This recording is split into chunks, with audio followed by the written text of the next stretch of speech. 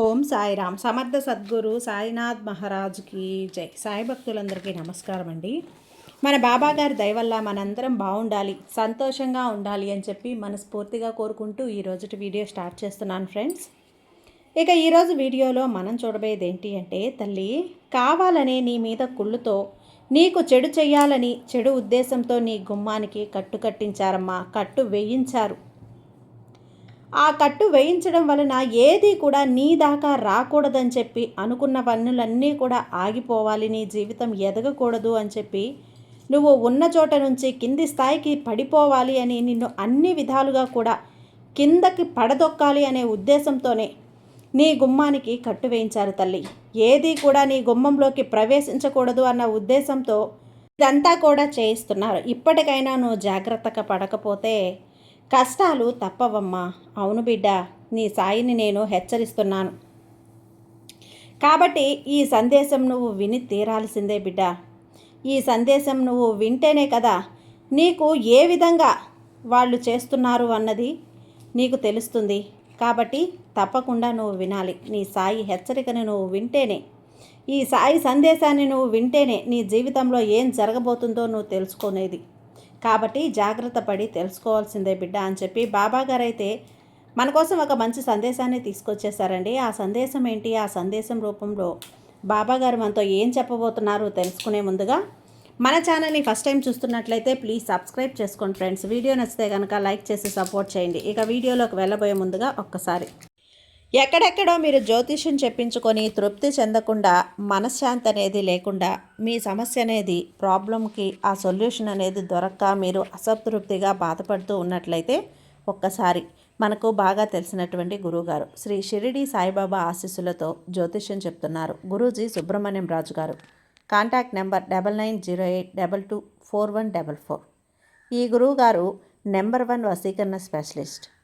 మీ యొక్క ప్రతి సమస్యకి కూడా పరిష్కారం అనేది చూపిస్తారు. అన్ని విషయాలను కూడా ఫోన్లో స్వయంగా గురువుగారే మాట్లాడతారు. ప్రేమ, పెళ్లి, భార్యాభర్తల మధ్య సమస్యలు, స్త్రీ మరియు పురుషుల వశీకరణం చేయబడును. చెడు గృహ ప్రయోగాలకు నివారణ చేయబడును.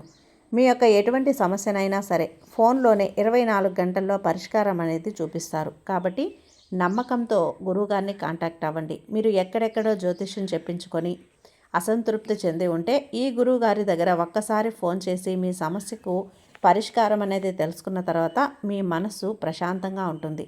కాబట్టి నమ్మకంతో కాల్ చేయండి గురువుగారికి. సుబ్రహ్మణ్యం రాజు గారు, నెంబర్ 1 వశీకరణ స్పెషలిస్ట్. Contact number 9908224144. ఇక వీడియోలోకి వచ్చేస్తే, బిడ్డ నీ జీవితంలో ఏం జరుగుతుందో నువ్వు తెలుసుకోవాలమ్మా. తెలుసుకొని జాగ్రత్త పడాల్సిందే. నీ గుమ్మానికి కట్టించినటువంటి కట్టు ఏదైతే ఉందో దానివల్ల నీ జీవితంలో ఏది కూడా ప్రవేశించదు. నువ్వు అనుకున్నవన్నీ కూడా ఏది కూడా ఆగదు. మొదలుపెట్టినవన్నీ కూడా అంతాంతరంగా ఆగిపోతాయి. కాబట్టి జాగ్రత్త తల్లి. ఇప్పుడు నువ్వు జాగ్రత్త పడాల్సిన సమయం అమ్మా. జాగ్రత్త పడాల్సిన సమయం, ఒళ్ళంతా కళ్ళు చేసుకొని ఉండాల్సినటువంటి సమయం. ఎందుకంటే నీ మీద నీకు బాగా తెలిసిన వారు, నీతో చనువుగా ఉన్నటువంటి వారు, నీకైన వారే నీ మీద చెడు ఉద్దేశంతో నీ గుమ్మానికి కట్టు వేయించారు. ఆ గుమ్మానికి కట్టు కట్టడం వల్ల ఏమవుతుంది బాబా, ఏమవుతుంది తల్లి, తండ్రి అన్న అనుమానం అనేది నీ మనసులో ఉంది కదా. దానివల్ల ఏమవుతుందో తెలుసా? నువ్వు చేస్తున్న పని అర్ధాంతరంగా ఆగిపోతుంది. ఎందులోనూ కూడా ముందుకు వెళ్ళలేవు. ఆడంబరాలన్నీ ఆగిపోతాయి. కొత్త ప్రారంభాలు ఏది మొదలు పెట్టలేవు. ఏది చేయాలనుకున్నా ముందుకు ఒక్కడుగు కూడా వేయలేవు. చేస్తున్న పనిలో ఆటంకాలు ఎదురవుతాయి. ఇంట్లో మనశ్శాంతి లేకుండా పోతుంది. ఆర్థిక పరంగా దెబ్బతింటావు తల్లి. ఇన్నాళ్ళుగా నీకున్న పేరు ప్రతిష్టలన్నీ కూడా ఒక్కసారి కుప్పకూలిపోతాయమ్మా. ఒకేసారి నీ ఉనికికి నువ్వు కోల్పోతావు. నీ ఎదుగుదలని ఆపాలి అని ప్రయత్నం చేస్తున్నారు. దీనికంతా కారణం ఎందుకు బాబా? నేనేం చేశాను? నా మీద ఇంత కక్ష, ఇంత కుట్ర అంటే నువ్వు జీవితంలో ఎదిగిపోతున్నావు. నువ్వు చేయాల్సిన పనులన్నీ చేసుకుంటున్నావు, ఆనందంగా ఉన్నావు, వెళ్ళాల్సిన చోటికి వెళ్తున్నావు, కొనాల్సినవన్నీ కొంటున్నావు, సంపాదించాలనుకున్నవన్నీ సంపాదిస్తున్నావు. జీవితంలో ఎంత ముందుకు వెళ్తావో వెళ్తూ ఉన్నావు. ఎవరిని పట్టించుకోవటం లేదు, ఎవరిని నొప్పించడం లేదు. అందరూ కూడా నీ మీద ఒక గౌరవ మర్యాదలతో ఉన్నారు. అందరూ నీ గురించి గొప్పగా చెప్పుకుంటున్నారు. ఈ వ్యక్తి ఇంత అద్భుతంగా ఎదిగిపోయాడా? ఇతను మంచి వ్యక్తి, అతను చెప్పింది చెప్పినట్లుగా చేస్తాడు, ఎవరిని మోసం చెయ్యడు అని నలుగురిలో నీకు మంచి పేరుంది. నలుగురు నీ గురించి వెనక మాట్లాడుకుంటున్నారు మంచిగా. కానీ ఇప్పుడు నీ మీద చెడు ఉద్దేశంతో ఎవరైతే ఉన్నారో, నీ గుమ్మానికి కట్టు కట్టించారో ఆ వ్యక్తికి ఇదంతా మింగుడు పడడం లేదమ్మా, జీర్ణించుకోలేకపోతున్నారు. కారణం ఏంటి అంటే వారు ఉన్నదంతా పోగొట్టుకుంటున్నారు, చాలా వరకు నష్టపోయారు, ఏ పని చేస్తున్నా ముందుకు వెళ్ళలేకపోతున్నారు. కానీ ఈ వ్యక్తి మాత్రం నాకంటే ముందుకు వెళ్ళిపోతున్నాడు కదా, అందరూ మెచ్చుకుంటున్నారు, తను కావాలి అని మొత్తం సొంతం చేసుకుంటున్నాడు, ప్రతీదీ సంపాదించుకుంటున్నాడు, అతని జీవితంలో ఏది లోటనేది లేకుండా పోతుంది, అంచెలంచెలుగా ఎదుగుతున్నాడు అని కుళ్ళు, ఈర్ష్య, అసూయ, ద్వేషం, దానివల్ల ఎన్నెన్నో ప్రయత్నాలు. నిన్ను సమాజంలో చెడ్డ వ్యక్తిగా చిత్రీకరించాలని చెప్పి నీ కుటుంబం మీద, నీ మీద దెబ్బ కొట్టాలని అనేక రకాల తాంత్రిక ప్రయోగాలు అన్నీ కూడా చేస్తూనే ఉన్నారమ్మా. కానీ వారి పప్పులు ఇక్కడ ఉడకడం లేదు, ఎందుకంటే సాయి ఉన్నాడు కాబట్టి. ఈ పప్పులు ఉడకడం లేదు, ఈ పప్పులు ఉడకక చతికిల పడ్డారమ్మా. వారు ఎంత ఏడిపించాలని చూస్తే నువ్వు అంత నవ్వుతూ నవ్వుతూ తుళ్ళుతూ ఉన్నావు. ఆ నవ్వులు వారి చెవులకి పడుతుంటే వాళ్ళు సహించలేకపోతున్నారు, ఇంకా రగిలిపోతున్నారు.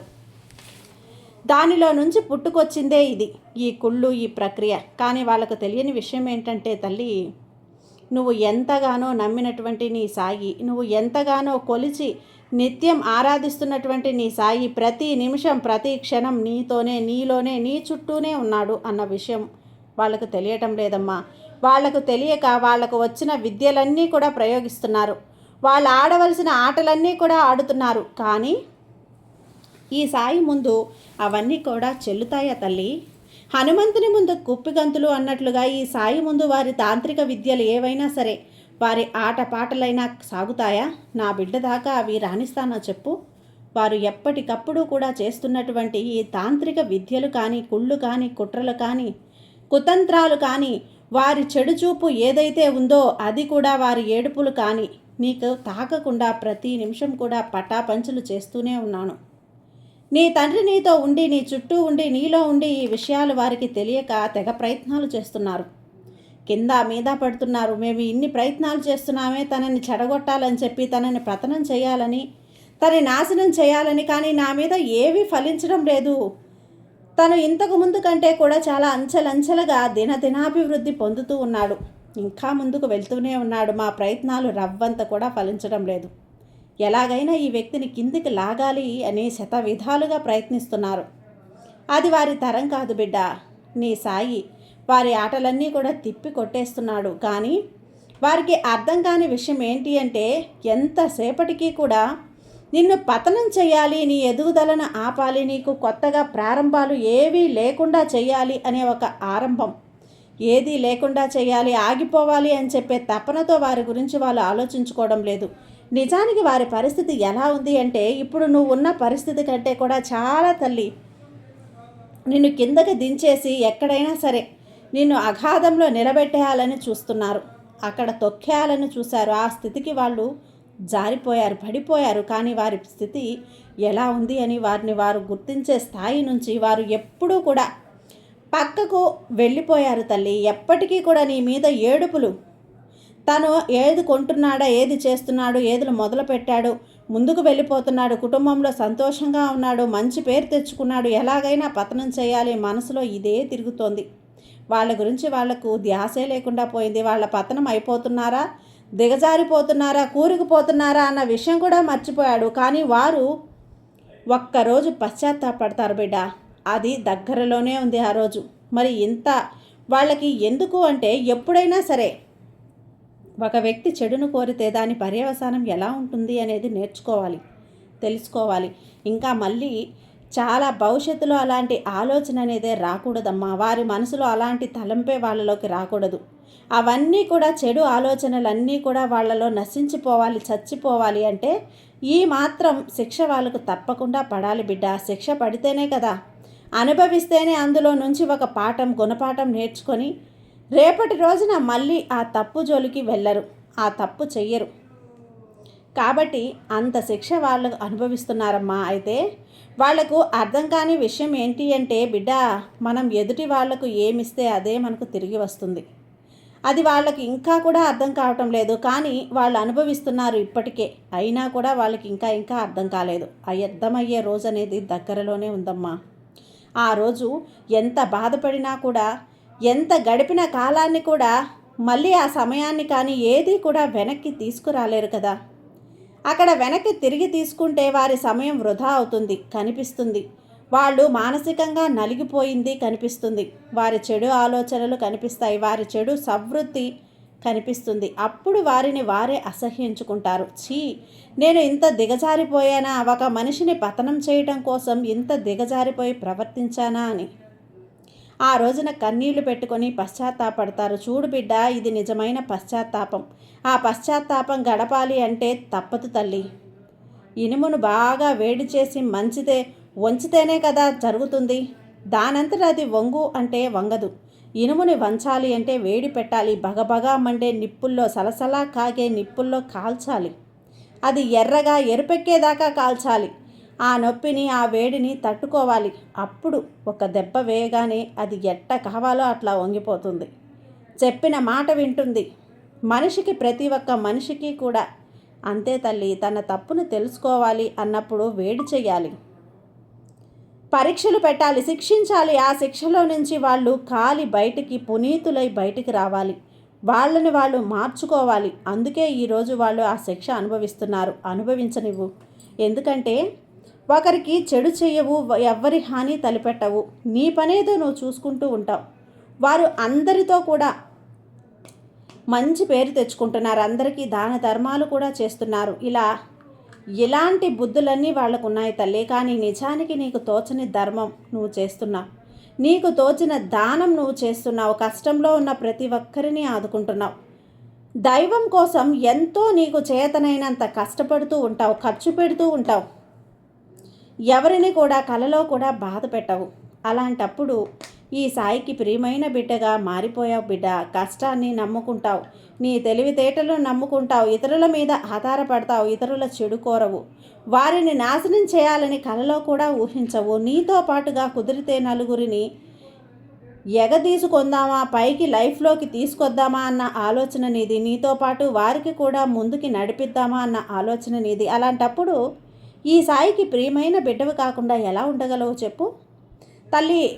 అయితే ఇప్పుడు ఈ జరుగుతున్న రోజులు, రాబోయే రోజుల్లో కూడా ఇంకా కొన్ని చూస్తూనే ఉంటారమ్మా. వాళ్ళ ఏంటి అంటే నిష్కారణంగా కొన్ని గొడవల్లోకి దిగటం, కొన్ని సంఘటనలోకి లాగడానికి ప్రయత్నిస్తుంటారు. వెనక ఏదేదో చేసినా కూడా నీ దగ్గర ఏ సలహా కోసమో, నీ అభిప్రాయం కోసమో వాళ్ళను పంపినట్లుగా పంపి నిన్ను మధ్యలోకి లాగడం. అలా పొరపాటున కూడా నీ అభిప్రాయాన్ని చెప్పడానికి, ముందుకు వెళ్ళటానికి, సలహా ఇవ్వడానికి వెళ్ళకు.